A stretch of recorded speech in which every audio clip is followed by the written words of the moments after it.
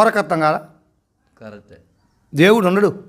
దేవుడు ఉంటేనే మన గాలి ఉంది, నీరు ఉంది, నిప్పు ఉంది. భగవంతుడు ఉంటేనే మనం ఈ రకంగా బతకగలుగుతున్నాం. లేడు అంటే అది వాళ్ళ అల్పం నిలపదోసం అన్నట్టు అల్పం మాటలై. నాతో కూడా చాలా చూపించా, దేవుడు ఉన్నాడు, దేవుడు అంటూ ఏది చూపించు నాకు అంటే, నాన్న ఉన్నాడయ్యా భగవంతుడు, ఆయన ఉంటేనే మనం బతున్నాం. మనకి నీరు కావాలి, నిప్పు కావాలి, గాలి కావాలి. అది లేని బతకగలుగుతామా? అన్నం కావాలి. మనకి అన్ని ఉంటేనే ఆ భగవంతుడు మనకు చూపిస్తుండు. బండ కింద కప్పకి నేలపోయి సీమ కూడా ఆయన పెడుతుంది.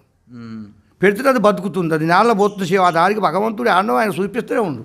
ఆ బండ కింద పండుకున్న కప్ప వేడికి వెళ్తే కప్ప పైన బల్లులు ఎన్నో తిరుగుతుంది. వాటికి తగ్గ ఆగారం, వాటికి పురుగులో పొట్ట ఇతనే ఉన్నాయి. మనం ఈ మన అన్నాన్ని మనం బతున్నాం. నాన్న ఎవరికి మీరు ఇందాక ఒక మాట అన్నారుగా, మా పిల్లలు కూడా యేసుప్రభుని నమ్ముకుర్రు అని. మా కొడుకు వాళ్ళు నా డౌట్ ఏంటంటే, మీరే జాతకం చెప్తారు, వాళ్ళు ఎందుకు యేసుప్రభుని నమ్ముకుర్రు అని.